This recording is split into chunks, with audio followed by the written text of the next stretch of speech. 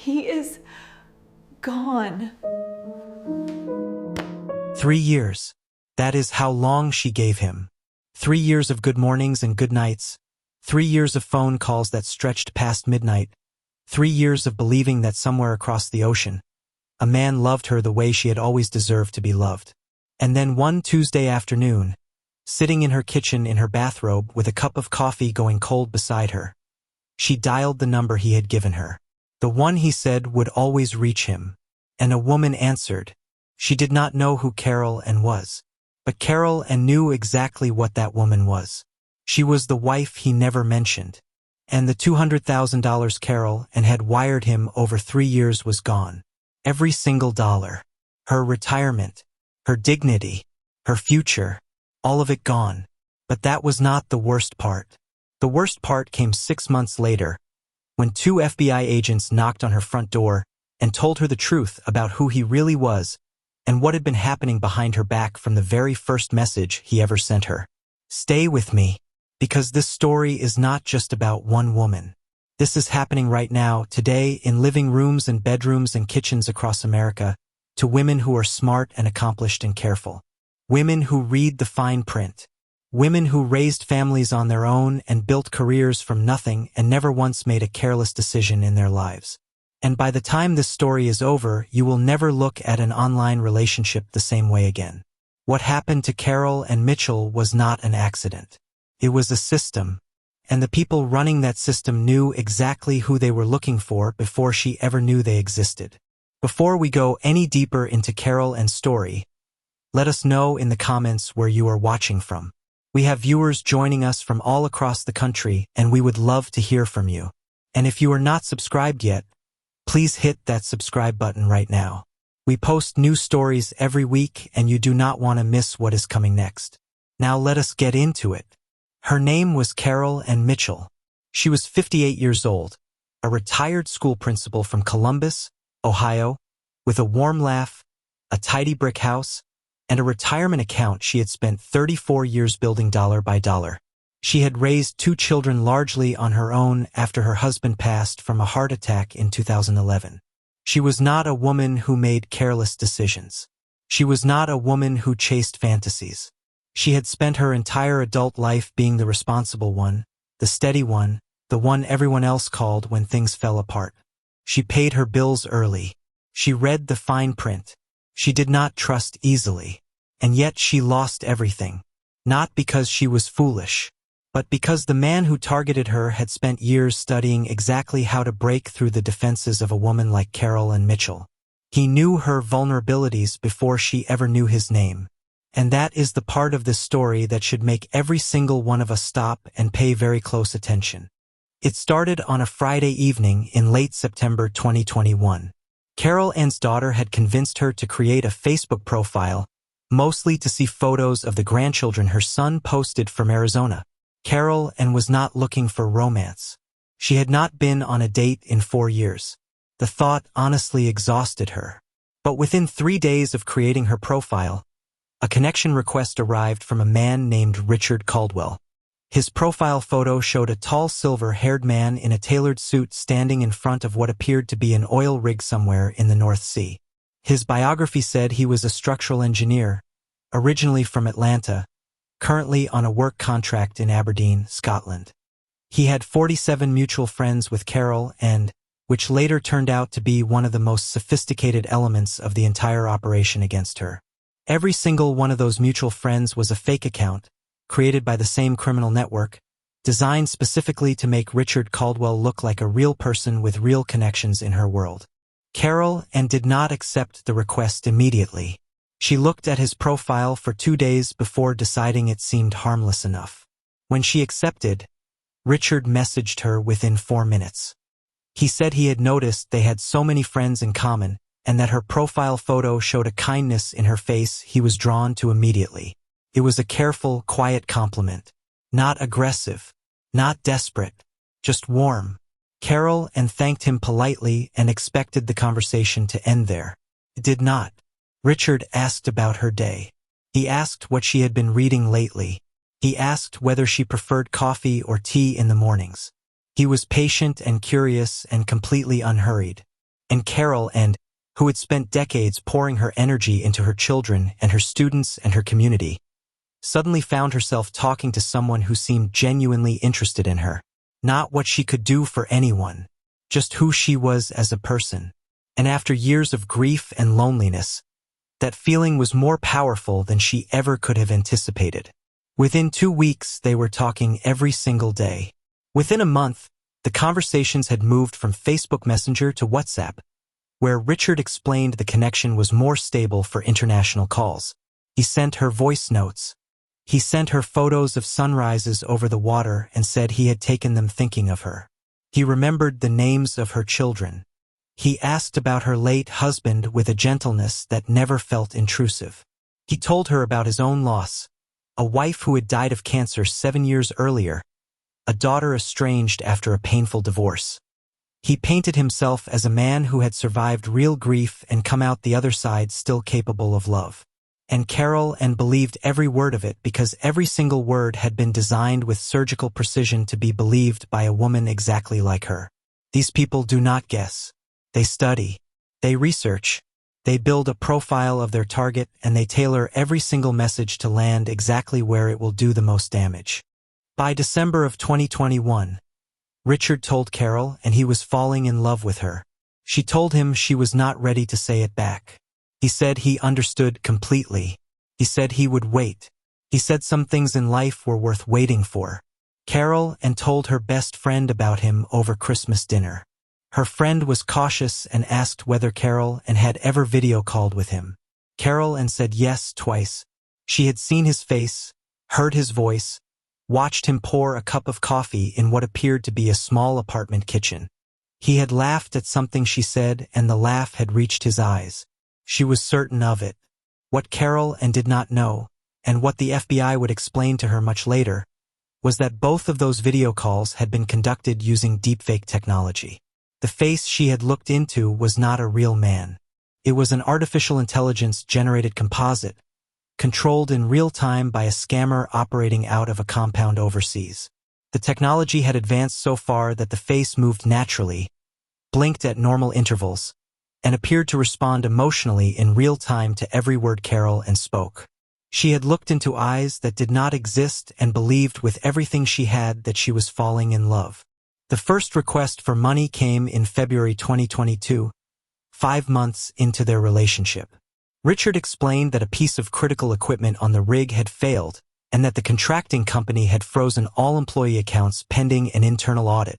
He said he was embarrassed to even ask. He said he had never asked a woman for anything in his life and that asking now made him feel ashamed. He needed $4,000 to cover emergency accommodation costs or he would lose his contract entirely.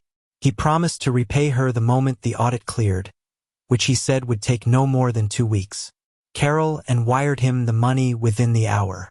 She told herself it was a loan between two people who loved each other. She told herself any decent person in her position would do the same thing. The money was gone before she even hit send on the confirmation message, funneled through a series of cryptocurrency wallets across 4 different countries in under 11 minutes. Richard thanked her with a voice note so full of genuine-sounding relief and gratitude that Carol cried listening to it in her kitchen that night. The 2-week wait stretched to 6 weeks. Richard apologized constantly. The audit had become more complicated than expected. There were unexpected legal fees. There was a tax hold. There was always a new explanation, and every single one was delivered with exactly the right amount of shame and frustration to sound authentic, always accompanied by just enough warmth and affection to keep Carol from stepping back. By April 2022, she had sent him $22,000. She had told no one. She had told herself it would all come back to her once he returned to the United States, once they were finally together in person, once the life he had been so carefully describing to her over months became real. He had spoken in beautiful detail about the house he wanted to buy in Savannah. He had asked her once, just in passing, whether she preferred a porch that faced the morning sun or the evening sun. She had said the morning. He had said he would remember that. In June of 2022, Richard told Carol about an investment opportunity that he said had changed his life completely. He said a colleague on the rig had introduced him to a private cryptocurrency trading platform called Goldbridge Capital. He said he had turned $40,000 into $400,000 in 8 months. He sent her screenshots of his account balance. He sent her a link to the platform's website, which looked completely professional and legitimate, with client testimonials, a live price ticker, regulatory disclaimers, and a customer support chat function that responded within minutes. He said he wanted to share this with her because he wanted their future together to be financially secure. He said he was not asking her to invest anything she could not afford to lose. He just wanted her to know it existed and to make her own decision. Carol and spent 3 days looking at the website before she signed up with $5,000. Within 3 weeks, her account appeared to show a balance of $47,000. She called Richard in tears. He laughed and said he knew she would be good at it. He said smart women always were. What Carol was looking at was a ghost. Goldbridge Capital did not exist. The website had been built in 4 days by the same criminal network that had constructed Richard Caldwell's entire identity. The account balance she watched growing every day was a number being manually adjusted in a back room by a person whose only job was to make the fake profits look convincing enough to keep her investing more.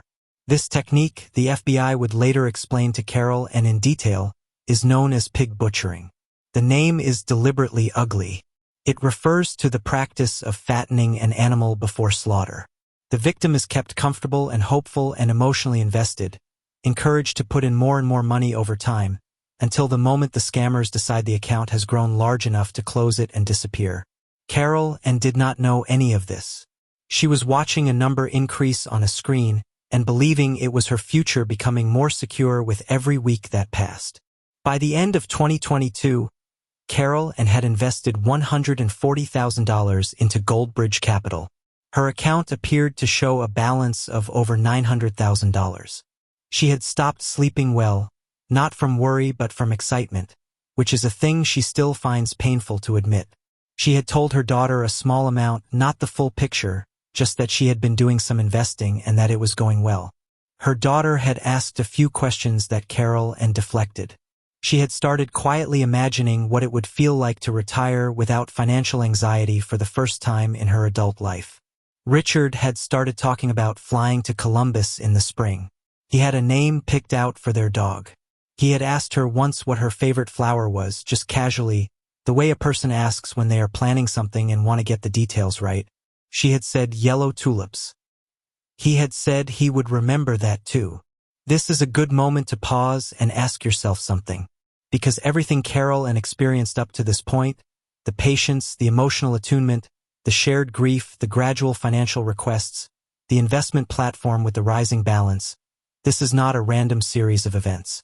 This is a documented playbook used by organized criminal networks operating at industrial scale across the globe. And it is being run right now on hundreds of thousands of women across the United States as you watch this. If anything in this story has already sounded familiar to you, please stay with us until the very end. And if you have not subscribed to Fireside Tales yet, do it right now. The next story we are releasing is something every woman in America over the age of 45 needs to hear. Hit that subscribe button and make sure you are there for it. In January 2023, Carol decided to withdraw $50,000 from her Goldbridge account to pay off the remainder of her mortgage. It felt like a responsible, measured decision. She submitted the withdrawal request through the platform's website and waited. 3 days later, she received a formal-looking email from Goldbridge Capital's compliance department informing her that her account had been flagged for a routine tax verification and that she would need to pay a release fee of $30,000 before any funds could be disbursed. She called Richard immediately. He was furious on her behalf. He said this was absolutely outrageous and that he would contact his own account manager right away. An hour later, he called back sounding defeated. He said his account manager had confirmed that this was a new regulatory requirement affecting all United States account holders. He said he had already paid his own release fee and received his funds without any issue. He said he was sorry she was having to deal with this and that he wished he could pay it himself, but his own accounts were still tied up in the original audit. Carol paid the $30,000. The withdrawal never arrived. There is a particular kind of silence that follows the moment a person begins to understand they have been deceived. It is not loud. It does not arrive with a crash or a sudden revelation. It seeps in slowly, the way cold water finds its way under a closed door, and by the time you feel it completely, it has already reached every corner of the room. Carol Ann felt that silence begin on a Thursday morning in March 2023 when she typed Goldbridge Capital into a Google search alongside the single-word scam. What came back was 47 pages of results. Forum posts from people across the world describing the exact same sequence of events in the exact same order. The equipment failure on the rig, the frozen accounts, the investment platform with the rising balance, the withdrawal fee that never resulted in a withdrawal. She sat at her kitchen table for 4 hours without moving from her chair. She did not call Richard. She did not contact Goldbridge.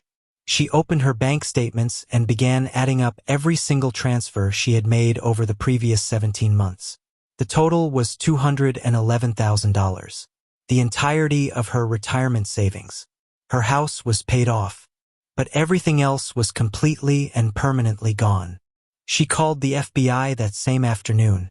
The agent who took her call was kind and honest and told her the things she needed to hear, even though none of them were easy to hear.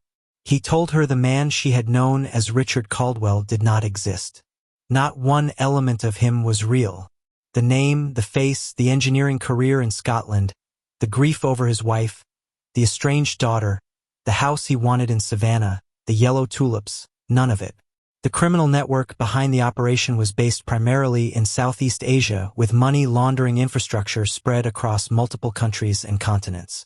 The 47 mutual friends on Facebook had all been fake accounts created specifically as social proof to make Richard look legitimate before he ever sent her that first message.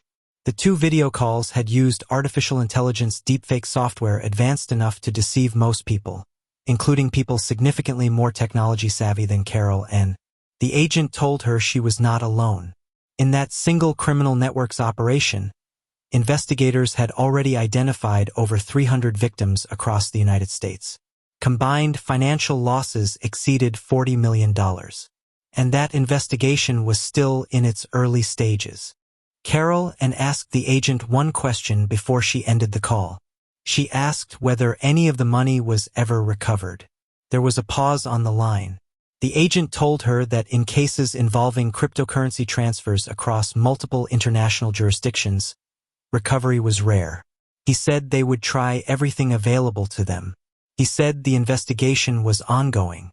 He said she had done the right thing by calling.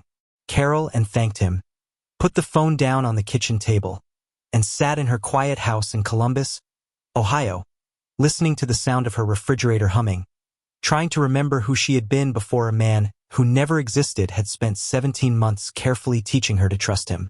What happened next is the part of Carol Ann's story that her daughter calls the real story, because Carol Ann Mitchell did not disappear into that silence. She stayed in it for a while. She is completely honest about that. She says there were months she did not want to leave the house. Months she could not look at her phone without her stomach tightening. Months she replayed every single conversation looking for the moment she should have known.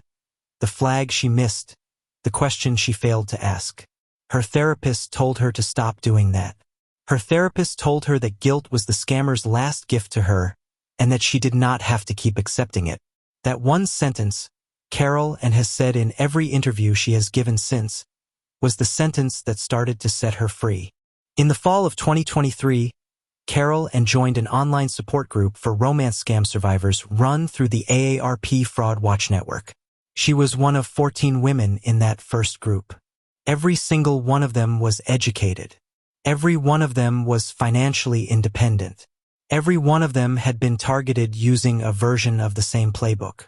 A structural engineer on an oil rig, a widowed doctor working overseas, an architect traveling for work. The faces and the names were different. The scripts were nearly identical word for word. Carol Ann began to understand something she had not understood before. Her vulnerability had not been stupidity. It had not been weakness. Her vulnerability had been loneliness and grief and the completely human desire to be truly seen by another person. The criminal networks running these operations had studied that vulnerability with the same rigor that a pharmaceutical company studies a disease. They had built a global industry around it. And they were extraordinarily good at what they did. By early 2024, Carol had begun speaking publicly about what had happened to her.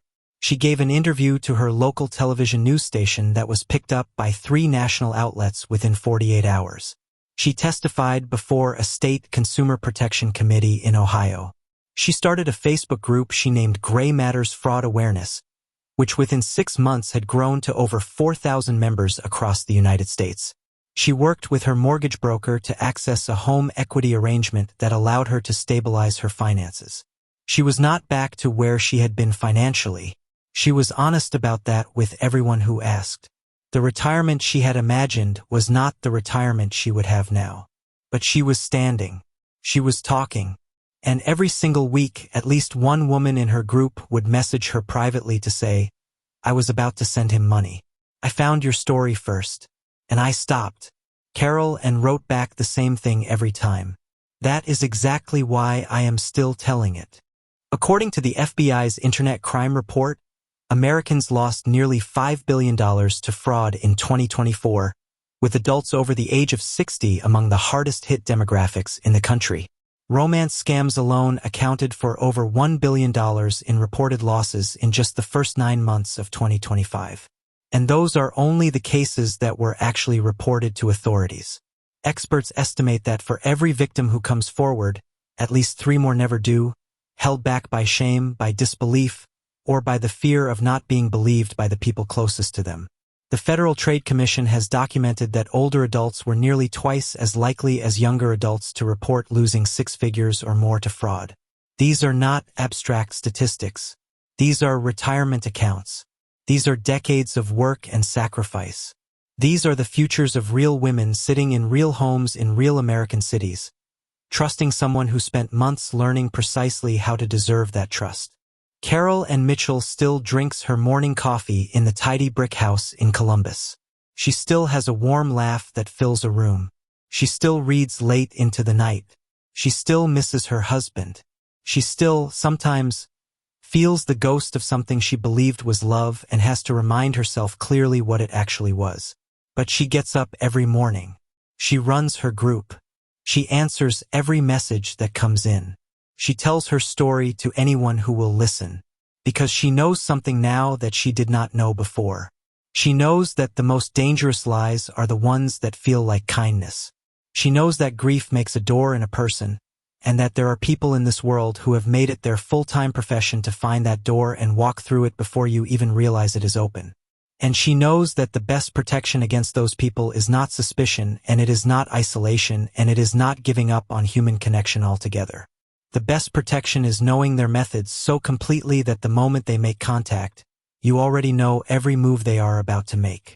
If someone you have never met in person has asked you for money, stop everything and take a breath. If someone you connected with online is directing you toward a cryptocurrency investment platform, stop. If the relationship moved unusually fast, if the video calls feel slightly off in a way you cannot quite name, if every plan to finally meet in person comes with a reason it cannot happen yet, stop. You are not being paranoid. You are being informed. And being informed right now, with these tools and these networks operating at the scale they are operating across the United States and around the world, may genuinely be one of the most protective things you do this year. Carol asked that this story end the way she ends every talk she gives to audiences around the state of Ohio. She said she does not want people to leave feeling afraid. She wants them to leave feeling armed. So here is what she wants you to know. The love was not real, but you are. And you are absolutely worth protecting. If this story moved you, if it made you think of someone you know, please share it with them today. You might be sharing it at exactly the right moment. And if you are not yet part of the Fireside Tales family, subscribe right now. We are here every week with stories that matter, stories of real women, real courage, and real truth. We will see you in the next one.